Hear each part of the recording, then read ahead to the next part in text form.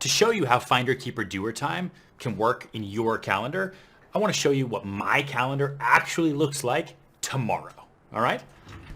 Because I actually do this. So as you'll see in my calendar for tomorrow, 4:30 a.m., I wake up. Because I need to give myself a little bit of time to wake up, realize that, man, it is so early. Why do I do this to myself? Before I walk over to the gym, which for me is across the street, which isn't so bad. So then I work out, and I work out from 5 to 6 a.m., and then I come home and I shower. I don't put shower in my calendar. I remember to shower. But then I shower, and you'll see here at 6 a.m. it says happy birthday emails. Now, I don't do that while I'm in the shower, but it reminds me every day to make sure I send my happy birthday emails, which are part of my follow-up, which is really, really important. Because I've got a lot of clients who got a lot of birthdays. A lot of them happen to happen every day. And tomorrow, I will say happy birthday to all of them because it's a good reason to follow up. After that, I get ready, I get dressed, I go to the office. I'm in the office. I try to be around 7 a.m., maybe 7:30 at the latest. Then you'll see here, I have sane no reply and active deal cleanup. Now, sane no reply is part of an email program that we're going to get to in a later video, and it's really important to me, and I start my day with that always. An active deal cleanup is a separate folder that I have for all emails that are part of active deals, and I go through them to make sure I know exactly where I am on every single deal. I go through all of my notes. I go through my little notebook. I want to know where we are on our offers, where we are with clients that are about to make an offer, where we are with listings that haven't closed yet. I want to really know and then clean up all of my current deals because it's the beginning of the day and I want to make sure I go into the day knowing everything about the transactions that we're working on. And then from there is my Finder time. And tomorrow I've already made notes for what my Finder time is, which I have as 14th Street plan because I'm doing a building on 14th Street and I need to plan for that. 29th Street plan because I'm doing a building on 29th Street that I need to plan for. Hedge funds because tomorrow I want to start pulling information for hedge funds and they're all getting their bonuses and I've got a lot of expensive apartments to sell to all of them and I want to really make sure as the CEO of a great real estate team that we are hitting those people. And then after that I've got prep for filming because I have to film later on in the day.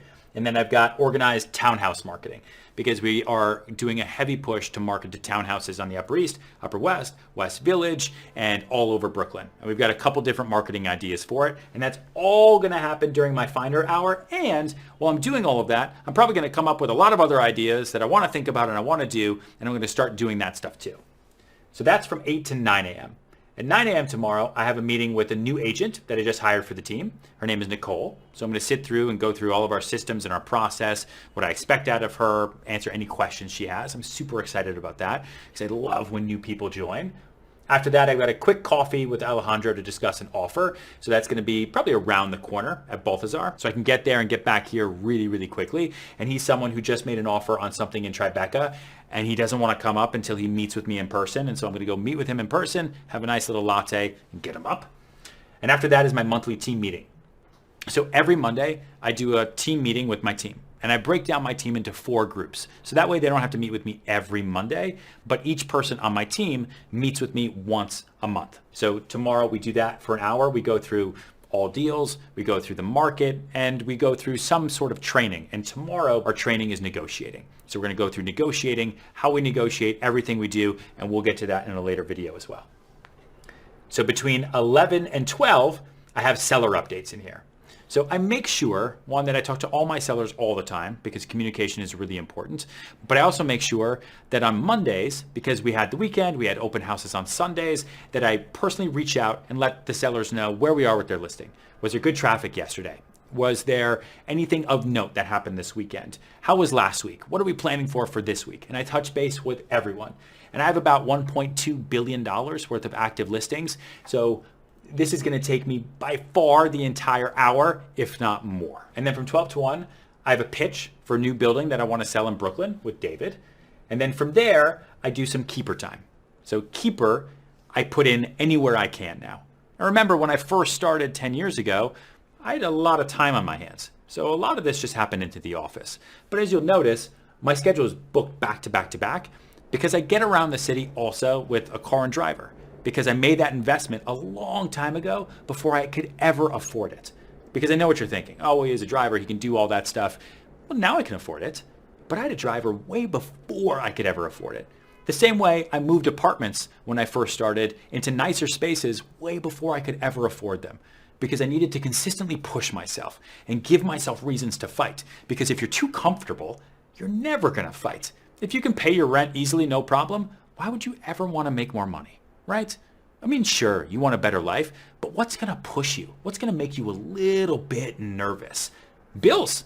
And so for me, getting a car and driver in New York City was a way to really push myself that reminded me every day when I got into that car, holy hell, I need to figure out how to afford this. I need to sell more property. And if you can't do that because you need to take the subway or you drive yourself or you're just not in a place where you can do it, you can structure your day in the same way. Just make sure you still get the same amount of work done. So the keeper time that I have here from 1 to 1:30, I'm budgeting for Q1, which I've already done, but I want to go back through it. And then I want to go through Serhant Media Group, which is SMG, and vlog expenses. Because as the vlog gets bigger and bigger, Serhant Media Group wants to do more and more, and it all costs money. From there, I've got some follow-up. So I want to follow up with, these are buyers, Sebastian, Morgan, Thomas, and Nick. They're all buyers that I need to stay on top of, which is really important. We'll get to all that later as well. And then I got a buyer tour. Alex is a buyer that's coming in from London, and he's made a good amount of money and he wants to find a cool apartment, and I'm going to take him around for what looks like 2 hours. And during that time, Jordan, my assistant, will help me stay on top of email, which will be great. And then from there, I have to film back in the office for $1 Million Listing. I don't know what we're doing. I really have no idea. They just like to show up and see me do whatever I do. So I'm going to probably focus on work and probably plan for an open house that I know that I'm going to want to have filmed later in the week. And then I have follow-up calls from 5 to 5:30. That's when I get back to everybody who maybe I couldn't talk to them during the day. Because when I'm with Alex, my buyer, for 2 hours, I'm with him 100%. He is my sole focus. I'm not picking up any other calls. Anything my assistant or team can handle, they do. But other than that, I call people back. Now on the iPhone, I can hit that little button that says, in showings, can I call you back? And I do that. But I save time in my calendar to make sure I do those follow-up calls. Otherwise, I'm not a magician. Like, I'll forget like everybody else. That's why my calendar is so chock full. A lot of this isn't really active appointments. I mean, some of it is, but a lot of it is just reminding me to do the work, right? Because when you do the work will take care of you, and then you will sell more. So then I have a showing at 145 President at 5:30, which is a building that we're selling in Brooklyn. Then I've got more follow-up calls, and then I've got doer time. Now remember, like I said, when I first got into the business, the doer was really blocked out for my entire day because I had tons of time. Now, filming is doer time, the buyer tour is doer time, but I still like to put in that doer time in my calendar for me today to remind myself, what didn't I do today? Like, I literally have that written there. What didn't I do today? Let's go back to the Finder Hour. Let's go back to my calendar yesterday. What didn't I do today that I should do? And if I don't have time to do it today, I better make sure I do it tomorrow and make it part of my Finder time or doer time tomorrow. And then I have a client dinner with Mark Fioro. We just sold his apartment for an insane amount of money. So the dinner is 100% on me. And I put in there an hour and a half, it looks like. And then right after the dinner at 8:30, I have drinks with Angeli, who's another client of mine who I just sold her place. I'm taking her for drinks, and I'm going to do it at the same place I have the dinner, so that way I have no travel time in between. And then after that, it's in my calendar, go home to wife.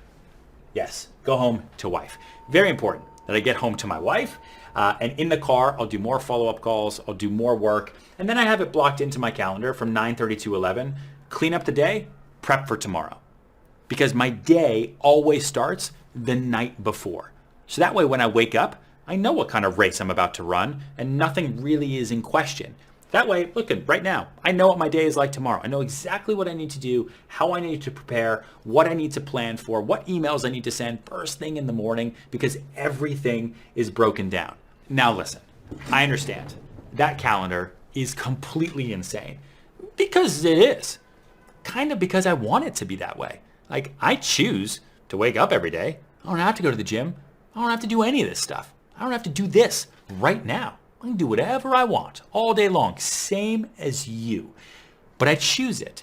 And I choose to be busy because I choose to be successful. And I choose success first. And in the sales business, what have we talked about? Selling is all about volume. It's all about keeping as many balls in the air as possible. And I need to be busy with real things to do and real clients and everything that we just went through in order to catch as many of those balls as possible so I can sell more. Now, you might not have as much to do, which is okay, but no matter what level of success you're at right now, either you just started and got your license today or you've been doing this for 50 years, it's always the same. Finder, keeper, doer. There's always structure to the day so that you will be more successful